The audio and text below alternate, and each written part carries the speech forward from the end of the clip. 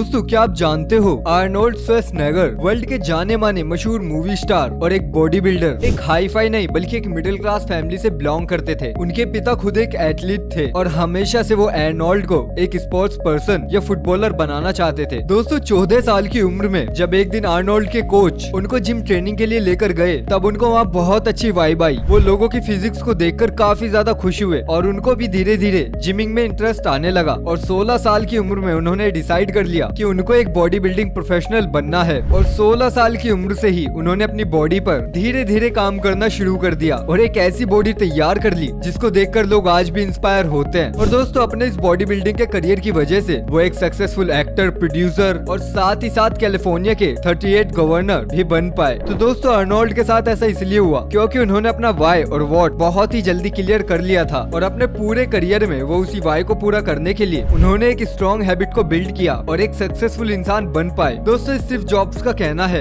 In first 30 years of your life you make your habits and for the next 30 years your habits makes you। अब दोस्तों मैं यहाँ पर आपको कोई हेल्थ एडवाइस या कोई डाइट प्लान नहीं दे रहा हूँ, बल्कि मैं आपको बताने की कोशिश कर रहा हूँ कि स्मॉल हैबिट्स को स्ट्रॉन्गली अडेप्ट करके भी सक्सेसफुल बना जा सकता है। पर दोस्तों जब बात आती है मिलेनियर या फिर रिच लोगों की तो हमें लगता है कि उनके पास जरूर कोई हाई एंड स्किल होगी या वो बहुत ही ज्यादा प्रिविलेज परिवार से होंगे और इसीलिए वो रिच हैं। मगर दोस्तों क्या आप जानते हो कि मशहूर ऑथर डीन ग्रेजियोसी ना ही प्रिविलेज थे और ना ही रिच, और तो और उनको ड्रग्स लेने की एक बुरी आदत थी। और दोस्तों जब उनकी मदर की डेथ हुई तब उन्होंने कसम खा ली थी कि वो ड्रग्स नहीं लेंगे और उनकी माँ जिन्होंने उनको बड़ी मुश्किलों से पाला था उनकी नजरों में एक अच्छा इंसान बनेंगे ताकि जब वो ऊपर हेवन से उन्हें देखें तो उनको उनके ऊपर प्राउड महसूस हो। और इसीलिए डीन ने अपनी पूरी लाइफ लोगों को नॉलेज देने में, उनका भला करने में और वर्ल्ड के अंदर एक पॉजिटिव चेंज लाने में लगा दी। और दोस्तों आज डीन एक successful real estate expert, entrepreneur और फाइनेंशियल एडवाइजर और मोटिवेशनल स्पीकर भी हैं। दोस्तों डीन का कहना है कि आपको सक्सेस हासिल करने के लिए अपने अंदर कुछ इंपॉर्टेंट हैबिट्स को डेवलप करना जरूरी है और कुछ ऐसी हैबिट्स जो आपके माइंडसेट को चेंज कर सके। और दोस्तों आज की इस वीडियो में हम डीन ग्रेजियोसी की लिखी book the millionaire success habit से 7 ऐसी हैबिट्स को जानेंगे जो एक इंसान को सक्सेसफुल बनाती है। दोस्तों घबराइए मत, मैं आपको सुबह 7 बजे उठने के लिए नहीं कहूंगा, बल्कि मैं आपको कुछ ऐसी स्मॉल एडेप्टिव हैबिट्स के बारे में बताऊंगा जो आपके पूरे के पूरे माइंडसेट को बदल कर रख देगी। तो दोस्तों अब जानते हैं हैबिट नंबर 1 को, जो की है फाइंड ए स्ट्रॉन्ग वाई। दोस्तों हमारी लाइफ के अंदर बहुत बार ऐसी सिचुएशंस आती हैं जिसके अंदर हम सिर्फ एक्ट करते चले जाते हैं और एक एंडलेस लूप में फंसकर रह जाते हैं। दोस्तों ऐसा इसलिए होता है क्योंकि हम एक स्ट्रॉन्ग माइंडसेट के साथ किसी भी काम को शुरू नहीं करते हैं। हम उस काम को करने के पीछे उसका वाई कभी भी नहीं ढूंढते हैं। दोस्तों फॉर एग्जाम्पल ऐसे लोग जो शो ऑफ करने के लिए महंगी महंगी गाड़ियां ले लेते हैं और निकल पड़ते हैं, मगर दोस्तों उनको ये पता नहीं होता कि उनको जाना कहाँ पर है और क्यों जाना है। दोस्तों उधर बताते हैं कि उनका वाई उनकी मदर की डेथ के बाद उनको समझ में आया और उन्होंने ये काम इसलिए शुरू किया ताकि जैसा उनकी मदर उनको देखना चाहती थी वो वैसा दिख सके और इसीलिए वो सक्सेसफुल भी बन पाए। दोस्तों ऐसा जरूरी नहीं कि आपकी लाइफ का वाई ढूंढने के लिए आपकी जिंदगी के अंदर भी कोई इस तरह का ट्रिगर होना चाहिए। वेल दोस्तों जब आप कोई भी काम शुरू करते हो तो आपको उसके पीछे का वाई तो पता होता ही है, पर दोस्तों वही वाई नॉर्मल नहीं बल्कि काफी ज्यादा स्ट्रॉन्ग होना चाहिए। और दोस्तों यही स्ट्रॉन्ग वाई ढूंढने के लिए ऑथर हमें 7 एक्सरसाइजेस बताते हैं और दोस्तों ये एक्सरसाइजेस हैं 7 लेवल डीप एक्सरसाइजेस। तो चलिए दोस्तों अब बढ़ते हैं हैबिट नंबर 2 की तरफ, द 7 लेवल डीप एक्सरसाइज। दोस्तों ऑथर कहते हैं कि जब कभी भी आप कंफ्यूजन में हो या फिर आप कभी भी फ्रस्ट्रेट हो और आपको किसी भी चीज के पीछे का वाई जानना है तो आपको ये 7 लेवल डीप एक्सरसाइजेस करनी चाहिए। दोस्तों 7 लेवल डीप एक ऐसी एक्सरसाइज है जिसके अंदर आप अपने आप से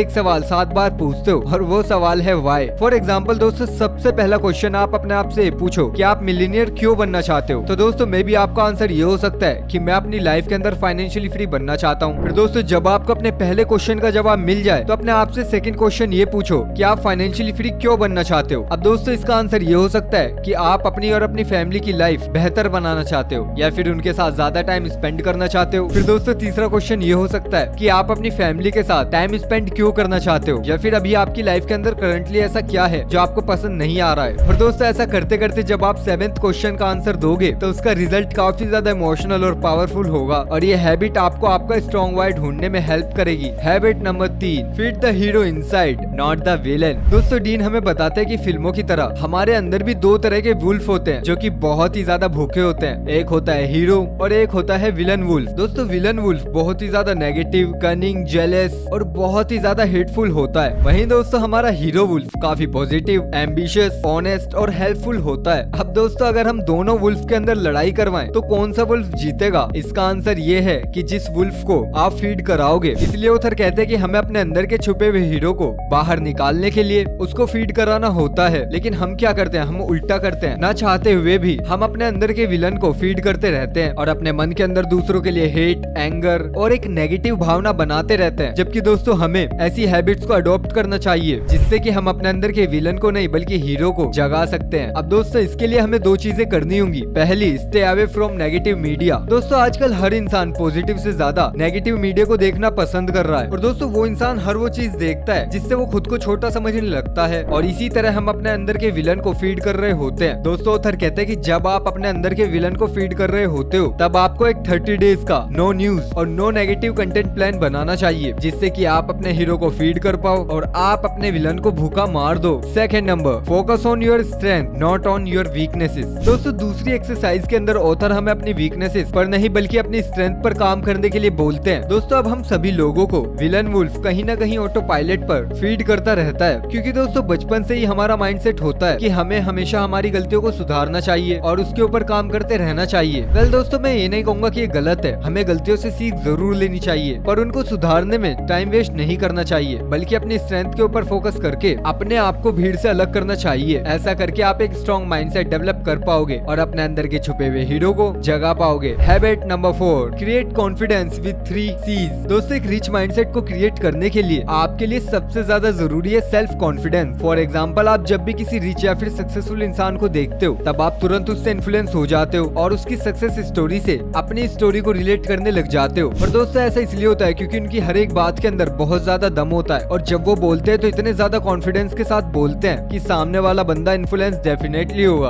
और दोस्तों वो ऐसा कर पाते हैं 3 C's की मदद से, जिसका पहला C है करेज, यानी कि वो लोग किसी भी बात को करते टाइम घबराते नहीं है। दूसरा है कमिटमेंट, यानी कि वो लोग जो भी बोलते हैं वो करके दिखाते हैं। और थर्ड है कैपेबिलिटी, यानी कि जैसा वो खुद को दिखाते हैं उनकी स्किल्स और उनके एक्ट वैसा प्रूफ भी देते हैं। Habit number 5, look think from ROI prospective. दोस्तों हम अपनी लाइफ के अंदर जब भी कहीं पर भी इन्वेस्टमेंट करते हैं तब वो इन्वेस्टमेंट हम उससे मिलने वाले रिटर्न्स के लिए करते हैं। और दोस्तों हम सिर्फ अपने पैसों को नहीं बल्कि अपने टाइम और इफर्ट्स को भी इन्वेस्ट करते हैं। और दोस्तों अगर अभी इस समय मैं आपसे क्वेश्चन पूछूं कि आपको डेली दिए गए टाइम, मनी और एफर्ट्स के इन्वेस्टमेंट के हिसाब से रिटर्न ऑन इन्वेस्टमेंट मिल पा रहा है तो शायद मोस्टली लोगों का आंसर होगा नहीं। वेल दोस्तों जब भी आप इनमें से किसी भी चीज की इन्वेस्टमेंट करते हो तब आपको रिटर्न्स के लिए देखना चाहिए। इसलिए ऑथर हमें ये बताते हैं कि हमें अपनी टू डू लिस्ट और नॉट टू डू लिस्ट तैयार करने के लिए 3 सर्कल्स बनाने चाहिए जिसके अंदर आप अपनी डेली एक्टिविटीज को 3 कैटेगरीज में बांट सकते हो। पहला सर्कल होना चाहिए गुड का, दूसरा सर्कल एक्सीलेंट का और तीसरा सर्कल स्टिंक का। एक्सीलेंट वाले सर्कल में आपको वो सारी एक्टिविटीज लिखनी है जिनके अंदर आप सबसे ज्यादा अच्छे हो, यानी कि दोस्तों जिसमें से आप पैसा कमा रहे हो। और गुड वाले सर्कल के अंदर ऐसी एक्टिविटीज को डालो जिनके अंदर से आपको कम रिटर्न्स मिल रहे हैं। और स्टिंक के अंदर हर वो एक्टिविटी डालो जो बिल्कुल ही वेस्टफुल हो और कोई रिटर्न नहीं देती। और दोस्तों आपको सबसे ज्यादा ध्यान अपने बीच वाले सर्कल पर रखना चाहिए जिससे आपको सबसे ज्यादा हाई रिटर्न ऑन इन्वेस्टमेंट मिलता है। और दोस्तों स्टिक वाले सर्कल को हो सके तो इग्नोर करो और वेस्टफुल एक्टिविटीज को खत्म करो। Habit number 6, have an effective social circle. दोस्तों हम एक आम लाइफ स्टाइल में 2 तरह के लोगों से घिरे रहते हैं। एक होता है बैटरी ड्रेनर, ये वो लोग होते हैं जिनसे बात करने के बाद आपका मूड खराब हो जाता है। आप कितने भी ज्यादा एंथुसियास्टिक रहो ऐसे लोग आपको डाउन कर देते हैं। इसके अंदर हमारे रिश्तेदार या फिर सोसाइटी वाले लोग आते हैं। आप इनसे अगर कोई भी एडवाइस या डिस्कशन करोगे तो ये आपको 10-12 ऐसे नेगेटिव पॉइंट दिखा देंगे कि आपका डिस्कशन करने का मन ही खत्म हो जाएगा और भले ही आप कितना भी चार्ज अप रहो ये आपकी बैटरी को डाउन कर ही देंगे। और वहीं दूसरे लोग होते हैं एनर्जी चार्जर, जो हमें किसी भी काम को करने के लिए मोटिवेट करते हैं, उससे रिलेटेड पॉजिटिव थॉट्स देते हैं और भले ही आप कितने भी ज्यादा डिप्रेस्ड हो ये आपको वापस से चार्ज अप कर देते हैं, जैसे कि हमारे फ्रेंड्स या फिर हमारे पेरेंट्स या फिर हमारे सिबलिंग्स। दोस्तों ऑथर कहते हैं कि अगर आपका कोई ग्रुप है जिसके अंदर 10 लोग हैं और सारे के सारे बैटरी ड्रेनर्स हैं और दूसरा ग्रुप जिसके अंदर सिर्फ 3 लोग हैं लेकिन दोस्तों एनर्जी चार्जर है, तो हमें उन 3 लोगों के साथ सबसे ज्यादा टाइम स्पेंड करना पड़ेगा और अपने सोशल सर्कल को बड़ा नहीं बल्कि इफेक्टिव बनाना पड़ेगा। अब बढ़ते हैं हैबिट नंबर 7 की तरफ, द पावर ऑफ हैप्पीनेस। दोस्तों ये लास्ट और सबसे इम्पोर्टेंट हैबिट है जो ऑथर डीन हमें अडॉप्ट करने के लिए कहते हैं। दोस्तों ऐसा देखा गया है कि आमतौर पर वो इंसान ज्यादा अनहैप्पी होता है जिसको अपना वाई नहीं पता होता। और दोस्तों अगर आपको पता है कि आपको लाइफ के अंदर क्या अचीव करना है, कैसे अचीव करना है और क्यों अचीव करना है, तब आप एक हैप्पी और फाइनेंशियली फ्री लाइफ जी पाओगे, जैसे कि हमने स्टार्टिंग में एर्नोल्ड वाले एग्जांपल में देखा। और दोस्तों ऐसा भी नहीं है कि उनको अपने कैरियर के अंदर कोई दिक्कत नहीं आई, उन्हें भी काफी दिक्कतों का सामना करना पड़ा, क्योंकि दोस्तों वो एक ऐसे प्रोफेशन में थे जिसके अंदर फिजिकल इंजरी होना बहुत ही ज्यादा आम बात है, पर उन्होंने अपने अंदर कुछ ऐसी हैबिट्स को डेवलप किया जिससे कि वो सक्सेसफुल हो पाए। और दोस्तों ऐसे ही कुछ देखा हमने ऑथर ड्रीन की स्टोरी में। और दोस्तों इन दोनों एग्जाम्पल के अंदर जो सबसे कॉमन बात है वो ये है कि इन दोनों को अपना वाई बहुत ही अच्छे से क्लियर था और अपने काम को कर कर ये लोग खुश भी थे। एक रिसर्च के अकॉर्डिंग जब भी हम कोई ऐसा काम करते हैं जिससे हमें खुशी मिले या फिर एक अच्छी प्लीजेंट फीलिंग मिले, तब हमारा ब्रेन डोपामाइन नाम का एक केमिकल रिलीज करता है जिसका बॉडी मूवमेंट, मेंटल हेल्थ और मोटिवेशन जैसी चीजों में बहुत बड़ा रोल होता है। तो दोस्तों अगर हम 7 लेवल डीप एक्सरसाइजेस से अपना वाई ढूंढकर कोई भी काम करेंगे तब हमें जरूर हैप्पीनेस मिलेगी। तो दोस्तों ये थी वो 7 स्मॉल हैबिट जिनको आप अपनी लाइफ के अंदर अडॉप्ट करके अपने माइंडसेट को चेंज कर सकते हो और सेल्फ कॉन्फिडेंस अपने अंदर ला सकते हो और एक सक्सेसफुल मिलीनियर भी बन सकते हो। Because it won't change in one day